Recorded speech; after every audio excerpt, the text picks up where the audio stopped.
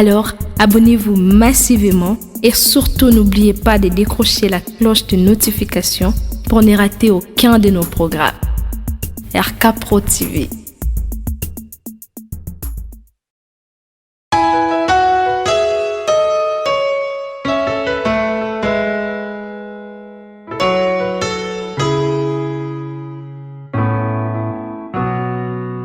Asumuka obokangete nakwaya olomusanga bongo bolamwe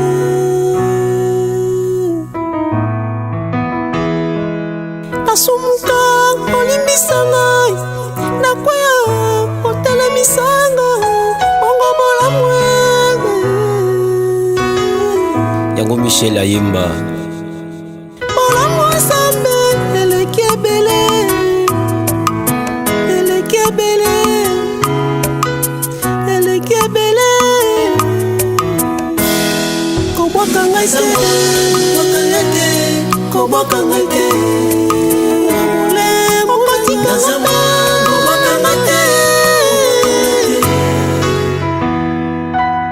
Nzamba zo futa masumu. La Bible dit le salaire du péché c'est la mort. Et bongo bolamwa bosa na pona nini te akobosa na te. Sala bolamu bien aimé. Sala bolamu matikate mataba finga koboyate. Oh Jésus. Na yebi bato bazo seka yo pona bolamu na yo. Sala bolamu ofutela bato ba classe mais ba finga yo na sima na yo. Donc kasa bika pona parler à langue te. Pona retraite te. Na pona bolamu. Sala bolamu. Sala bolamu matikate mataba finga. Nzamba pesi yo. Isa pe baninga. Sala bolamu.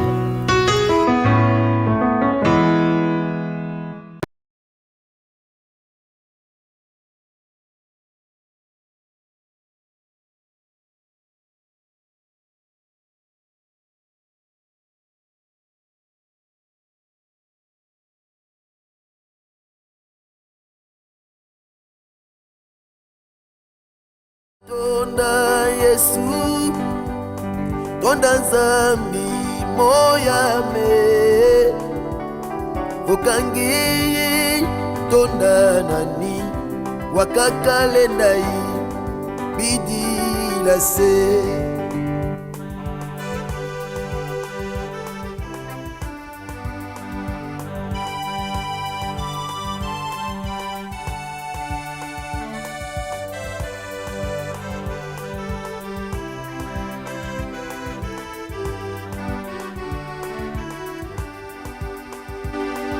Tilanga masemeto yundulanga mwanandi mwanisanga menizeto nanipi na Nzambeto tonda tonda tonda tonda Yesu tonda Nzambi moyame bokangeye tonda nani wakakale nai bidila se Nzambe azali tata solo na kobanga te Nzambe azali tata solo na kobanga te.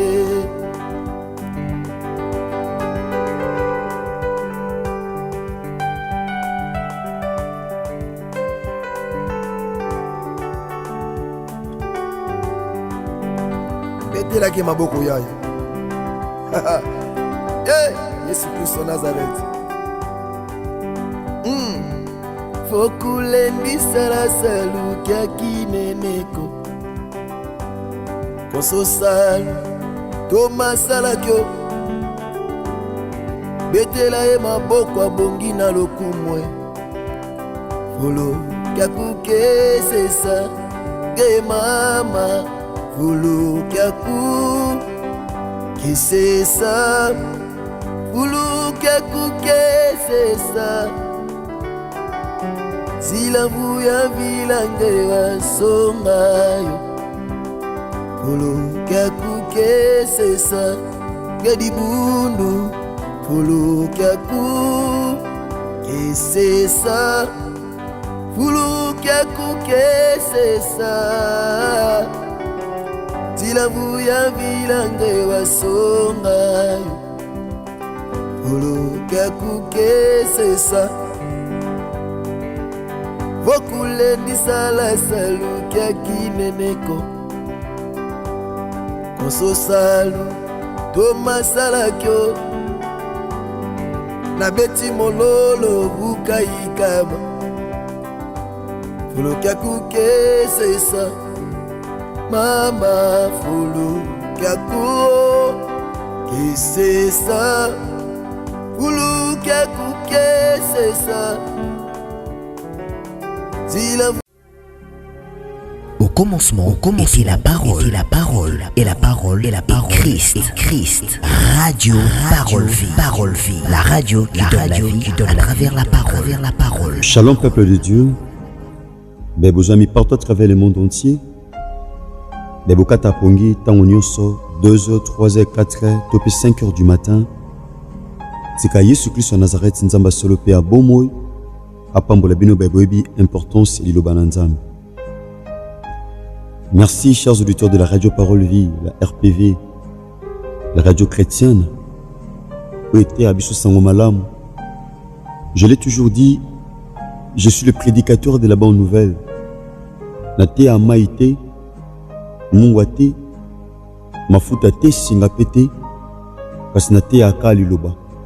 Pambate komama, na pasi na bango. Kola tinda mbongo te, manduki te, kasa tinda ka liloba pamba te, ezande liloba, nde kangolaka, nde sikolaka, nde longisaka. Merci papa, merci maman.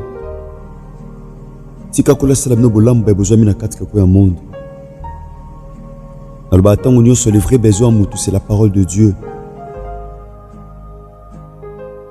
La Bible dit que l'homme ne vivra pas seulement du pain, mais de toute parole qui sort de la bouche de l'Éternel. Bongo David Koloba, et ta parole est une lampe à mes pieds. Donc liloba na yo eza muinda na makolo nanga. Makole mona ate. Makole beta libaku. Mais David azoloba liloba na yo eza muinda na makolo nanga pona beta libaku te. Parce que mokilio to fandi, chers auditeurs de la radio Parole Vie, eza mokili ya mabaku, eza lokola chauffeur o azotambula akotambula na ekenge po atuta te batuta pe ye te, mais kosala makaka eza na mutu oyo aoya otuta ye, soit chauffeur moko songolo aye kotuta ye alors que ezalaki volonté na ye te. C'est ça. Pendant que tozala mokili mabaku ezanga te, na église omona mabaku, na ndako, na musala, na quartier mabaku kozanga te. Voilà pourquoi David azobeta sete na koloba ke ta parole est une lampe à mes pieds. Tango liloba na yo ezana makolo nanga ngolo bezo tambusanga no beta libaku te pamba te no mona malamu.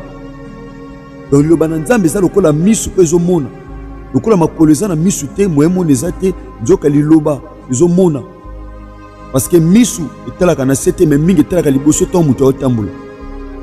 Alobi, ta parole est une lampe à mes pieds et une lumière sur mon sentier.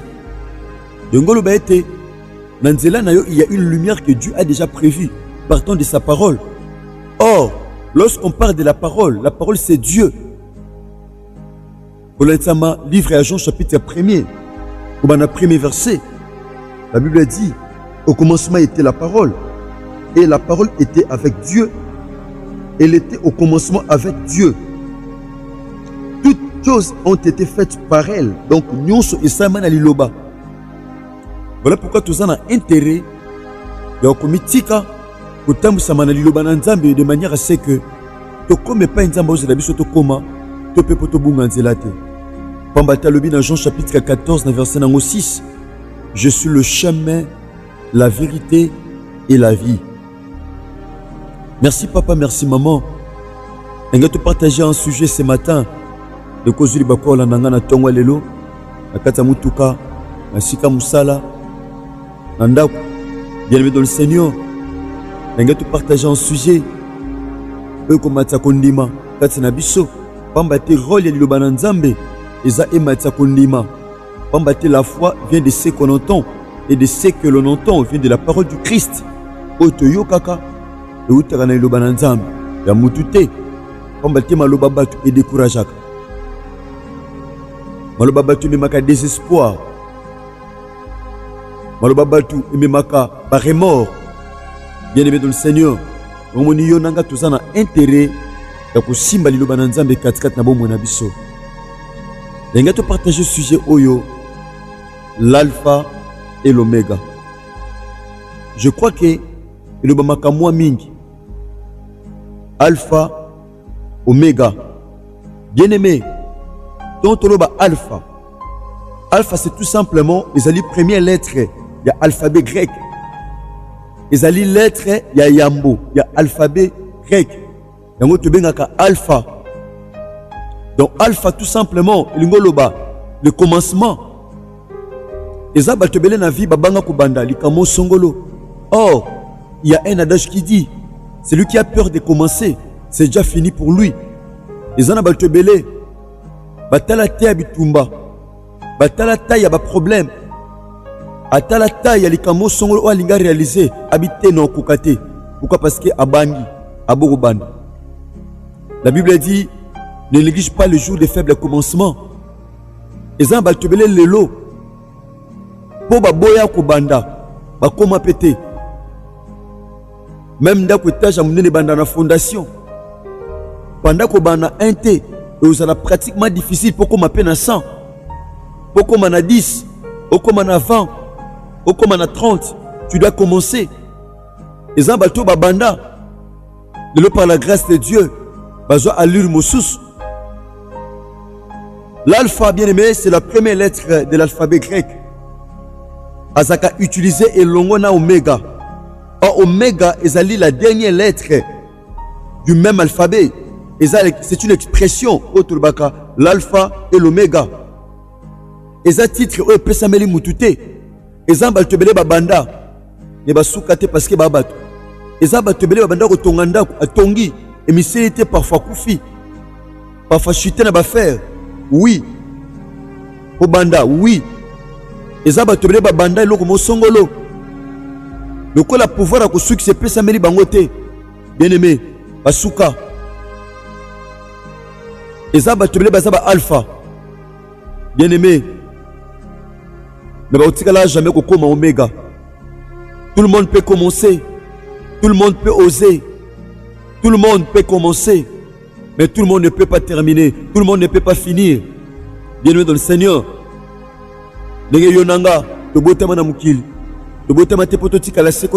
D'ailleurs, Yesu Massa Nazareth azolo bana mukanda na Matthieu chapitre 24. Azoye sa ba disciple awa na sena moi ekotikala kate libanga likolo na mosusu. Bien aimé, ngoba oui to banda mais ça ne sika ongo yonanga to suka. Les sika o yonanga to suka. Écoutez ceci bien aimé. Quand on parle de l'alpha et l'oméga, bien aimé dans le Seigneur, c'est une expression ozotalisa e bandeli pesuka.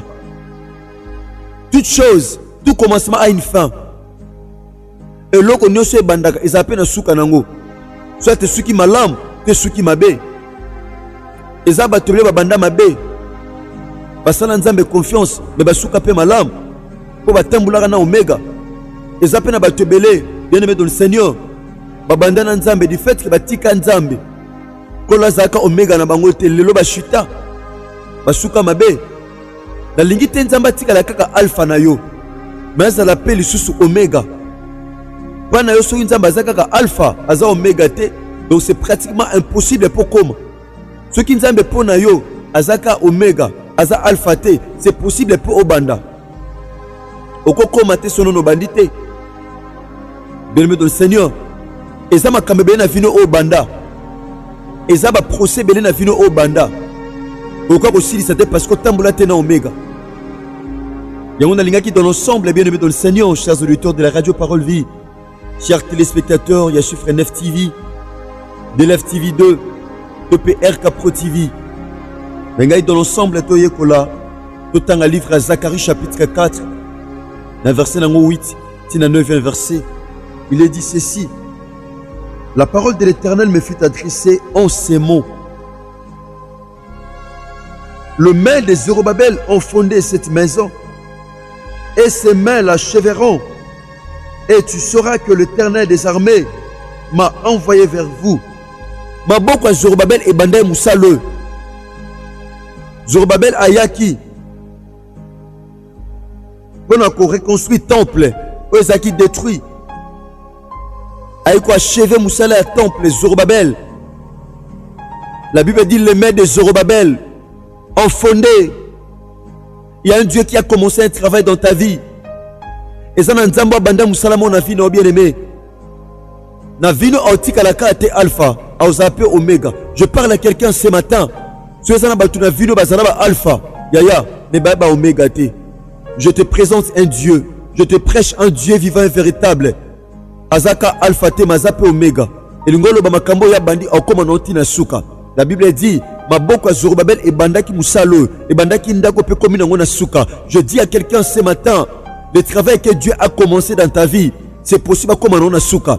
Azanzambo yaya, azo na gauche pas même à droite, à ti côté na nzela. Azo te quelque part, pas ceux qui sont dans nzela mais azo quelque part pas même pe quelque part. Azo Israël l'Égypte, pas même na Canaan, a ti été na kata désert. Atikete na kati sobe, atikete na kati pasi, atikete na kati kolela, atambula kinaye, atako bitumba bambonge pe mi pepe, mais Nzambo asimbaki Israël. Je parle à quelqu'un, Nzambo est bien aimé dans le Seigneur. Oyo ndimela, au tikote na nzela, au komisoti na suka, dekonanga mwasi pe mubali, nazote ayo mon frère ma soeur, zemio bandaki wana ba médecin balobi ke simbate, batu balobi ko simbate, mais il y a un Dieu quand il commence, il achève la chose. Ya soit bandit kambako manongoti na suka. Musalo nzamba banda na vino au suki son nzilate. Ako suki son nzilate, il est le commencement et la fin. Quand il commence une œuvre, il va avec ça jusqu'à son achèvement. Tant bandit kambako songoro na vina yo. Bien aimé, au comme sangoti na suka. Au tikote na nzela. Au tikote na balabal. Likambo bandaki no au comme sango. La Bible dit le mains des Zorobabel ont fondé. Maboko à Zorobabel et fondé ndako et tongi ndako et bandi ndako et comme on na suka. Mais les choses ça makambo comme on na suka te, ça la nzambo confiance. Yesu Massa Nazareth. Maladie nini o ezanga lobiko. Pasi nini o asili sakate. Vinini a péché yaya o ezoka délivrance te. Potamba pe na kobanga nzambe. Bien aimé dans le Seigneur. Eza makambo nzamba banda na yo. Pas ceux qui s'en yango.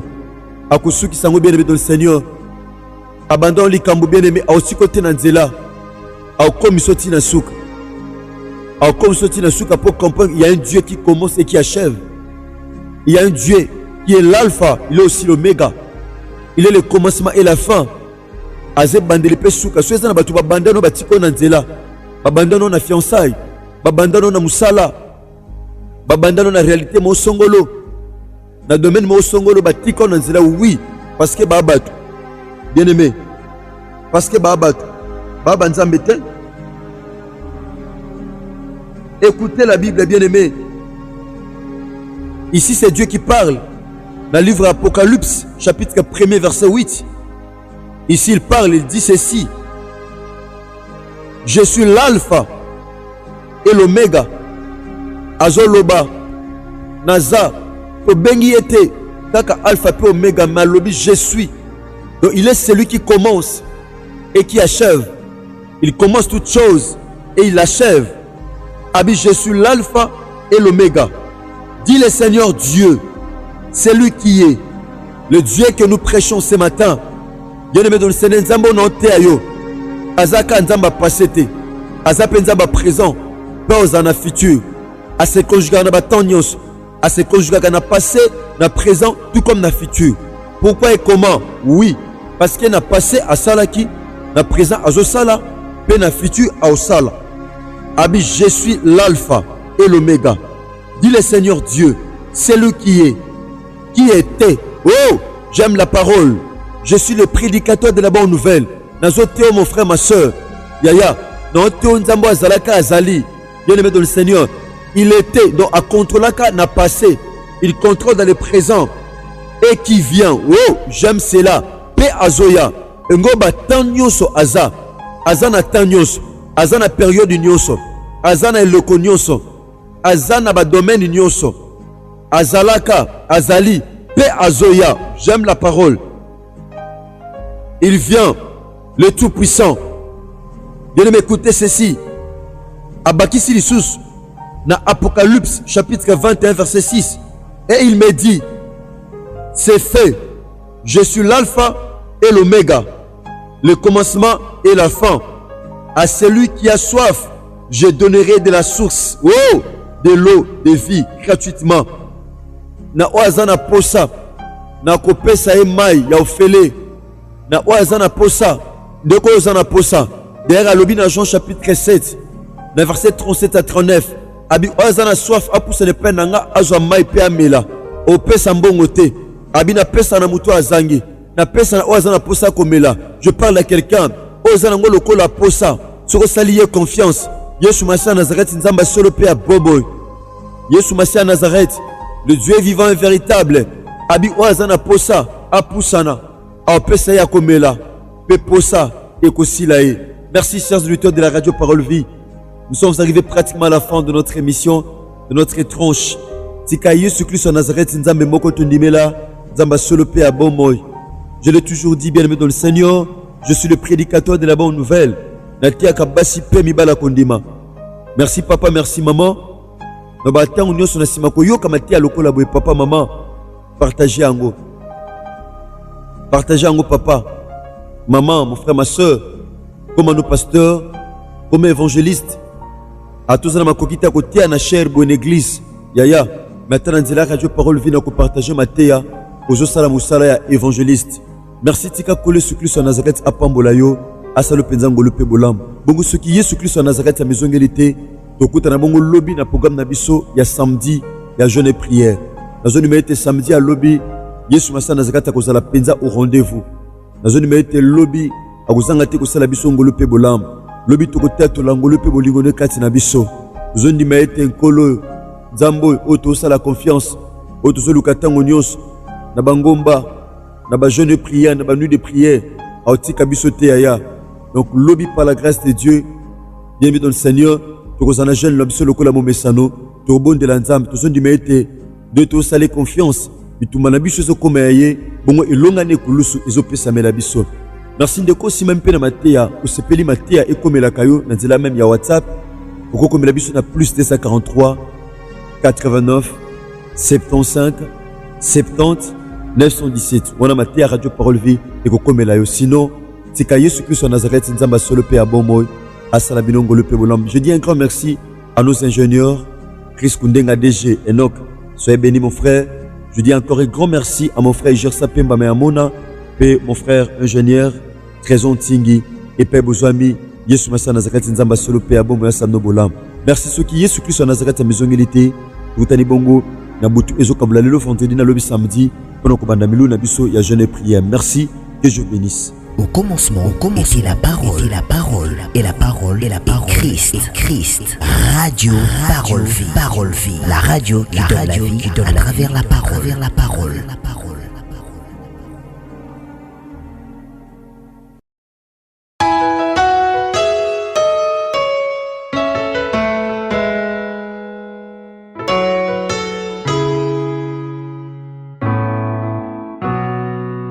Asumuka obokangete nakwaya olamusanga bongo bolamwe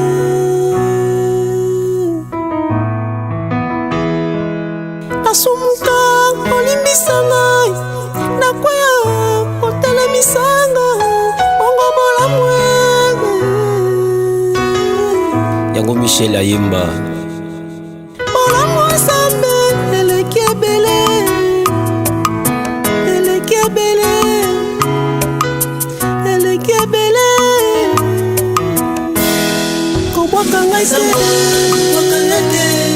bobwakanga te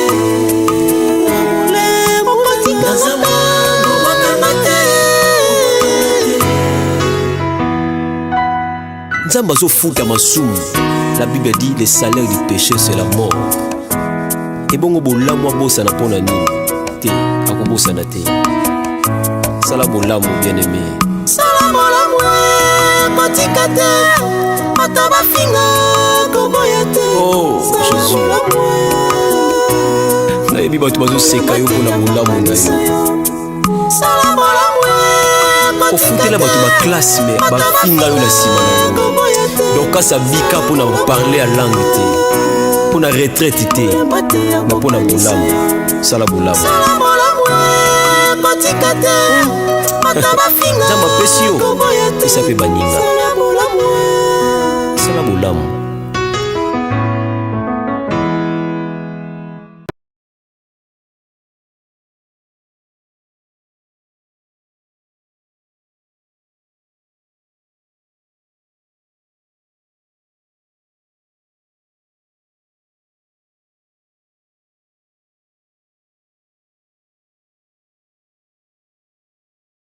Abonnez-vous sur RK Prod pour équilibrer votre vie. Un programme consistant pour votre vie chrétienne. Campagne évangélique. Prédication. Prière.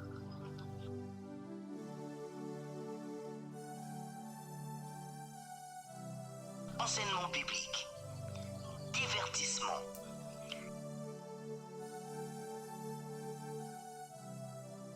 Cinéma.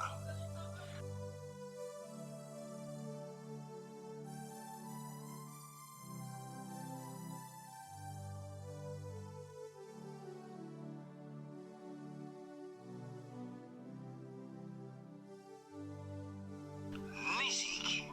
Alors, abonnez-vous et n'oubliez pas de décrocher la cloche des notifications pour être informé à tout moment. RK Prod TV.